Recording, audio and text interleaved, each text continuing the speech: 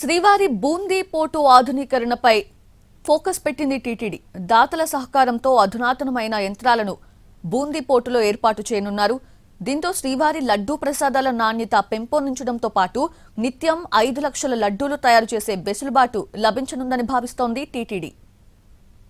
అఖిలాండ కోటి బ్రహ్మాండ నాయకుడైన శ్రీవారి దర్శనార్థం నిత్యం వేల సంఖ్యలో భక్తులు తిరుమలకు తరలిస్తూ ఉంటారు. స్వామివారి దర్శనార్థం తిరుమల విచ్చేసిన భక్తులు శ్రీవారి దర్శనం తర్వాత అత్యంత ప్రాధాన్యతనిచ్చేది లడ్డూ ప్రసాదానికే. ఎంతలా అంటే ఏటా 2.5 కోట్ల మంది భక్తులు శ్రీవారిని దర్శించుకుంటూ ఉంటే 12 కోట్లకు పైగా లడ్డూ ప్రసాదాల విక్రయాలు జరుగుతాయి. అది కూడా టీటీడీ పరిమితంగానే లడ్డూ ప్రసాదాలను విక్రయిస్తోంది. దీంతో డిమాండ్ కు తగ్గట్టుగా లడ్డూల లభ్యత ఉండడం లేదు. దీంతో మరిన్ని లడ్డూలు తయారు చేసేందుకు టీటీడీ సిద్ధమవుతోంది.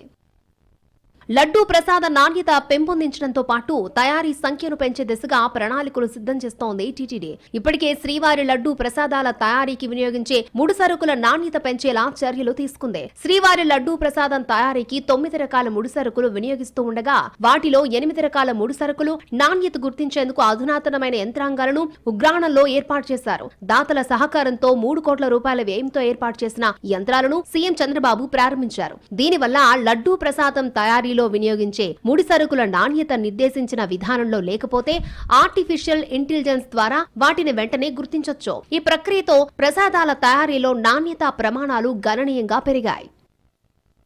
దాతల సహకారంతో బూందీ పోర్టులో 5 కోట్ల రూపాయల వ్యయంతో అదనంగా థర్మో ఫ్లూయిడ్ ట్యాంకర్లు, నెయ్యి ట్యాంకర్లు ఏర్పాటు చేస్తున్నారు. లడ్డూ ప్రసాదం తయారీలో వినియోగించే చక్కెర సిరప్, శనగపిండి మిశ్రమాన్ని కూడా యంత్రాల సాయంతో తయారు చేసేలా ప్రణాళికలు సిద్ధం చేస్తున్నారు. ఇప్పటికే పోర్టు ఆధునికీకరణకు 25 కోట్లు విరాళంగా అందించిన పాలక మండలి మాజీ సభ్యులు శ్రీనివాసన్ వీటిని విరాళంగా అందించేందుకు సంసిద్ధత వ్యక్తం చేశారు. ఈ యంత్రాలు అందుబాటులోకి వస్తే వాటిని పోర్టుకు పైపుల ద్వారా తరలించి బూందీ తయారీ తర్వాత ఆలయంలోని పోర్టుకు తరలించేందుకు ఏర్పాట్లు చేస్తోంది టీటీడీ. నిత్యం 5 లక్షల లడ్డూలు తయారు చేసే సౌలభ్యం టీటీడీకి లభించనుంది. దీంతో శ్రీవారి భక్తులకు అదనపు లడ్డూలు మరిన్ని ఎక్కువగా విక్రయించే సౌలభ్యం టీటీడీకి లభించనుంది.